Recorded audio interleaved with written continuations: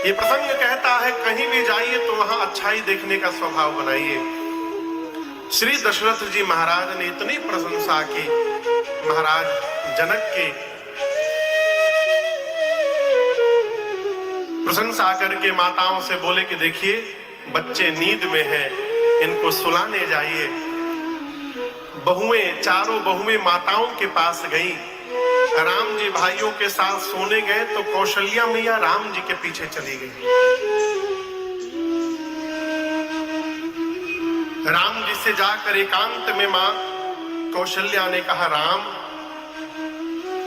आप भगवान है ना? देखिए मां कौशल्या ही जानती है और मानती है कि मेरा राम भगवान है। दशरथ जी महाराज जानते हैं लेकिन मानते नहीं हैं। वरदान लिए थे मनु जी के रूप में कि प्रभु आप मेरे घर पुत्र बनकर आवे तो मैं आपको भगवान न मानूं, अपना बेटा मानूं। इसलिए महाराज जानते हैं कि राम भगवान है लेकिन मानते नहीं है कि भगवान है। कौशल्या मैया जानती भी है और मानती भी है। मां ने कहा, राम भगवान होना तो ब्रह्मा जी से आप मेरी एक बात कह देंगे? राम जी ने कहा, कहिए मां। तो कौशल्या मैया ने कहा, राम आप ब्रह्मा जी से कहिएगा जिस दिन विश्वामित्र जी आपको लेकर अयोध्या से गए उस दिन से लेकर आज तक जितने दिन बीते हैं ब्रह्मा जी से कहिएगा कि ब्रह्मा जी उतने दिन हमारी आयु में न जोड़ेंगे।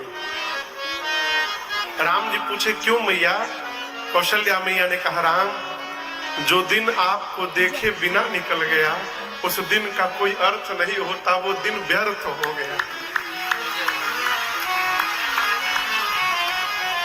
प्रातः काल हुआ, शुभ मुहूर्त देखकर कलावा जो विवाह के समय बांधा जाता है उसको छुड़ाया गया। एक सप्ताह विश्वामित्र जी अवध में रहे। कितने दिन? एक सप्ताह। उसके बाद विश्वामित्र जी ने महाराज दशरथ से विदा मांगा कि महाराज मुझे विदा करिए। जैसे विश्वामित्र जी ने विदा मांगी, महाराज अपने पूरे परिवार के साथ उनके सामने खड़े हो गए और हाथ जोड़कर, आप उस दृश्य की कल्पना करिए, महाराज, रानियां, बहुएं, बच्चे सब हाथ जोड़कर खड़े हैं और दशरथ जी महाराज बोले, नाथ सकल संपदा तुम्हारे। हे नाथ, मेरे जीवन की सारी संपत्ति आपकी है। अब यहां एक समझिएगा, क्या विश्वामित्र जी के आने के पहले दशरथ जी गरीब थे? गरीब नहीं थे ना, चक्रवर्ती सम्राट थे। तो ये क्यों बोल रहे हैं कि मेरी सारी संपत्ति आपकी है? जीवन की असली संपत्ति ऐश्वर्य नहीं है, जीवन की असली संपत्ति है संतुष्टि।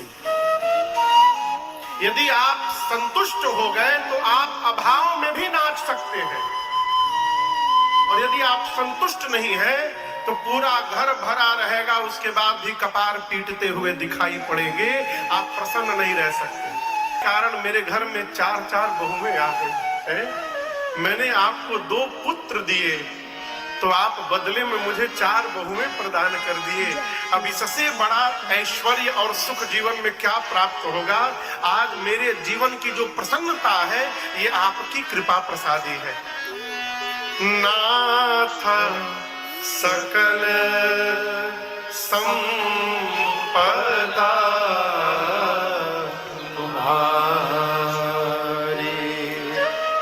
मैं सेवक समेत सूतना।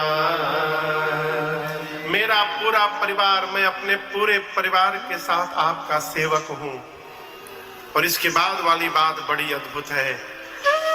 दशरथ जी महाराज कहते हैं कि मुनिवर, मैं तो चौथे पन में आ गया हूं, क्या पता कल मैं जीवित रहूंगा कि नहीं रहूंगा, मुझे पता नहीं है। लेकिन मेरी आपसे एक प्रार्थना है, जब ये दशरथ इस संसार में नहीं रहे तो उसके बाद भी क्या करब सदा लड़कन पर छो।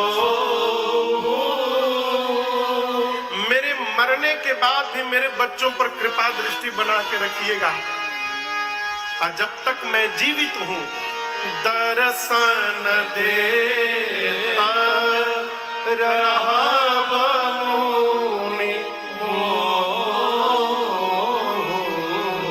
यदा कदा मुझे भी दर्शन देते रहिएगा।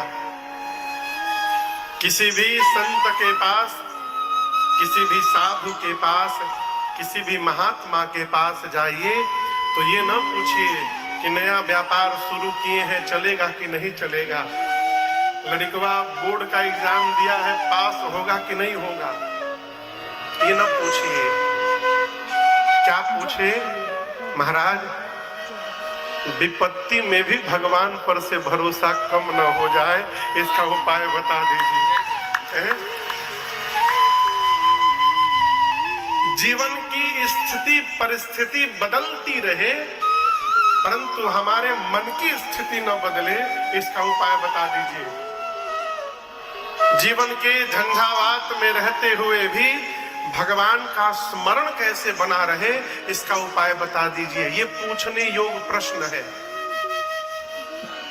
लोग का पूछत है पेट में दर्द है, कपार बहुत पीड़ात है महाराज। अभी परसों एक लोग आके हमसे बोले महाराज बहुत हंफनी होता है, कौन मंत्र जपे? हमें मंत्र न जपे, दवाई खाइए।